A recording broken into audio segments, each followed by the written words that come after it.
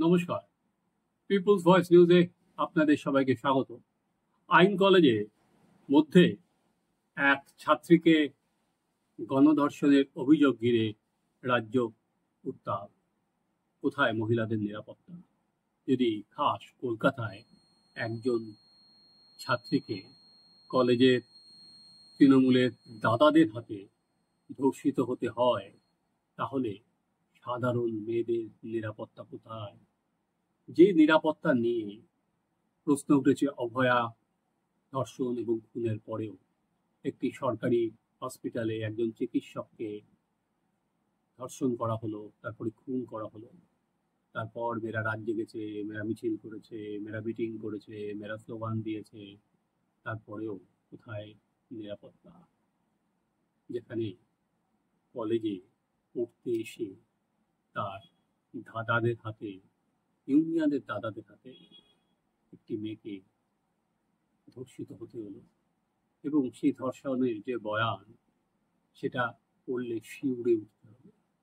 শুধু ধর্ষণ নয়, তাকে এরপরে ব্ল্যাকমেল করা হয়েছে, তার ছবি বা ভিডিও নগ্ন সেটা ছড়িয়ে দেওয়ার কথা বলা হয়েছে, তার বাবা মাকে অ্যারেস্ট করানোর কথা বলা হয়েছে, তার বয়ফ্রেন্ডকে মারার কথা বলা হয়েছে। তার শরীরটা যেন এই দাদাদের কাছে ভোগ্য পণ্য, খাদ্য আর খাদকের সম্পদ। এবার এই ক্যান্সার যেভাবে ছড়িয়ে গেছে, কি করবেন? নিজেদের ঘরে আসা পর্যন্ত অপেক্ষা করবেন, নাকি এই ক্যান্সারের বিরুদ্ধে সর্বশক্তি নিয়োগ করবেন? কিন্তু আমার আজকের এই প্রতিবেদন কিন্তু এই আইন কলেজকে নিয়ে নয়। আজকে বরং চলুন আমরা অন্য একটা মেয়ে, তার দিকে নজর ঘোরাই। সেটা হচ্ছে তামান্না খাতুন। 9 বছরে আর একটা মেয়েও নিজের বাড়ির উঠোনে দাঁড়িয়েছিল, সেখানে একটা সকেট বোমায় তার শরীরটা ছিন্ন ভিন্ন হয়ে গেছে মায়ের সামনে। সকেট বোমাটা কেউ ছড়েনি, সেটাও শুনেছে তৃণমূল নেতা। তার দেহ ছিন্ন ভিন্ন হয়ে যায়। এবার এইটা আর এই ঘটনার পর স্বাভাবিকভাবেই সারা রাজ্য গর্জে উঠেছে, কিন্তু তার সাথেও একটা রাজনীতিও ছিল। এটা হচ্ছে যে, যেহেতু তামান্না খাতুন, এই নামের জন্য কি বিজেপি এড়িয়ে চলছে? যে বিজেপি মুর্শিদাবাদে যখন চন্দন দাস আর হরগোবিন্দ দাস খুন হয়, তখন তাদের আইডেন্টিটির জন্য তারা সহজে ছুটে যান, তাদের পাশে দাঁড়ান, তাদের সাপোর্ট দেন, আইনি সাপোর্ট দেন, তাদের একটা টাকা তুলে দেন। কিন্তু তামান্না খাতুনের বেলায় বিজেপি কেন? যখন এই সমালোচনা বারবার করে উঠছে, তখন শুক্রবার দিন বিজেপির রাজ্য সভাপতি সুকান্ত মজুমদার নিজে কালীগঞ্জে গিয়ে তামান্নার পরিবারের সঙ্গে দেখা করেন। কিন্তু এখান থেকে চলুন আজকে আমাদের বিশ্লেষণটা শুরু করি। বিজেপি যে বঙ্গের রাজনীতি, যেটা তারা মনে করছেন যে এই হিন্দুত্বের ভোট তারা কনসলিডেট করতে পারবেন, এবং 4 to 5% ভোট কনসলিডেট করলেই তাদের 26-এর জয় অনেক সহজ হয়ে যাবে। কিন্তু সত্যি কি হিন্দু ভোট কনসলিডেশন হচ্ছে? বিজেপি প্রাণপণে চেষ্টা করছে যে প্রমাণ করা যে কালীগঞ্জে বোধহয় সব হিন্দু ভোট একজোট হয়ে গেল বিজেপির ভোট বাক্সে। কিন্তু ভোটের ফল বলছে যে বিজেপির কিন্তু ভোটের পার্সেন্টেজ কমছে। 21-এর পর 24-এর পর এই বাই ইলেকশন। হিন্দুরা যদি মনে করে যে তাদের আর কি জীবন জীবিকা, তাদের ধর্ম বিশেষ করে আগামী দিনে তারা এই ধর্ম পরিচয় নিয়ে বাঁচতে পারবেন কিনা, এটা যদি তারা সবাই মনে করেন, তাহলে ভোটের পার্সেন্টেজ বেশি হওয়ার কথা ছিল, সেটা কিন্তু হয়নি। ফলে সব হিন্দু ভোট রাজ্য জুড়ে কনসলিডেট করে যাবে, এটা কিন্তু ভাবাটা অনেক কষ্ট কল্পনা। বরং যেটা আমরা দেখতে পাচ্ছি সেটা হচ্ছে হিন্দু ভোট কনসলিডেশন না হলেও মুসলিম ভোট কিন্তু এর ফলে এই যে হিন্দুদের একজোট করব, হিন্দু হিন্দু ভাই ভাই বা নানা রকম স্লোগান, সেখানে কিন্তু মুসলিম ভোট কিন্তু কনসলিডেশন হয়ে যাচ্ছে তৃণমূলের সঙ্গেই।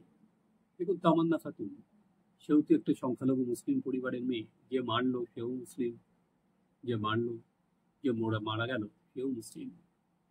তো এই জায়গায় দাঁড়িয়ে এটা ভাবার কোনো কারণ নেই যে এই সংখ্যালঘুদের মধ্যে শাসক দল বা সরকারের বিরুদ্ধে কোনো ক্ষোভ নেই। কারণ সংখ্যালঘুরা যেমন সংখ্যাগুরুরা উন্নয়ন চায়, সংখ্যালঘুরাও কিন্তু উন্নয়ন চায়। উন্নয়ন তো মাপকাঠি, কারণ তাদের ঘরের ছেলেগুলো তারাও তো চাকরি চায়, তারাও তো ভালো কাজ চায়, কর্মসংস্থান তো তাদের বাড়িতেও লক্ষ্য। কিন্তু কি দেখা যাচ্ছে, সংখ্যালঘুদের মান কি উন্নয়ন হয়েছে? যদি প্রতিটি ট্রাস্টের রিপোর্ট, এটা অমর্ত্য সেনের প্রতিটি ট্রাস্ট, সেটা দেখা যায়, তাহলে দেখা যাবে যে তৃণমূল কংগ্রেস বলেছিল যে সাচার কমিটি, যেটা সিপিএম এর সময় সরকার যখন ছিল, যে রিপোর্ট দিয়েছিল যে সেখানে ছত্রে ছত্রে ছিল যে সিপিএম এর আমলে সংখ্যালঘুদের উন্নয়ন হয়নি। সেই সাচার কমিটির রূপায়ণের কথা যারা বলেছিল, কতটা সংখ্যালঘুদের উন্নয়ন হয়েছে? উন্নয়ন মানে কি কিছু মোয়াজ্জেম ঢাকা? উন্নয়ন মানে কি কিছু মাদ্রাসা গড়ে তোলা? একেবারেই না।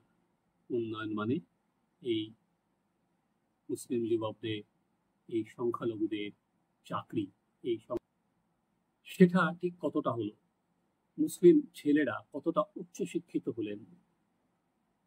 পশ্চিমবঙ্গের ভবিষ্যৎ কি খারিজি মাদ্রাসা বা অনুমোদনহীন মাদ্রাসা, যেখানে আমরা দেখতে পাচ্ছি এইসব মাদ্রাসায় মস্তিষ্ক ধোলাইয়ের কাজ চলছে এবং সেখানে অনেক ইতিমধ্যেই জঙ্গি সংগঠনের নেতারা ধরা পর্যন্ত পড়েছেন। আনসারুল্লাহ বাংলার যারা এখানে এসে মুর্শিদাবাদে দিনের পর দিন এইসব এই বাচ্চাদের মগজ ধোলাইয়ের কাজ করতেন।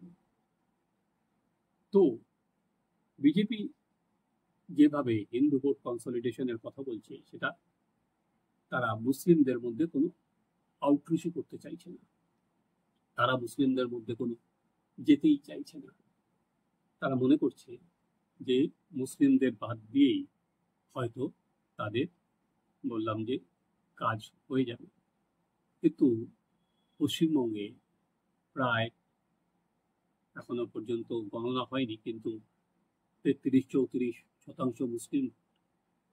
এই ভোট কি উপায়ে ভাঙবে বিজেপি? তারা তাদের তাকিয়ে থাকতে হবে কংগ্রেস আর সিপিএম এর দিকে। যদি কংগ্রেস এবং সিপিএম মুসলিম ভোটে ভাগ বসায়, তাহলেই তৃণমূলের হাত থেকে মুসলিম অধ্যুষিত এলাকা থেকে কিছু সিট বেরিয়ে যাবে। দেখুন 88টা আসন, যেটা সরাসরি যারা সংখ্যালঘু আছেন তারাই নির্ণয় করেন, ফলে বিজেপি প্রথমেই 88টা আসন থেকে বাদ হয়ে গেলেন।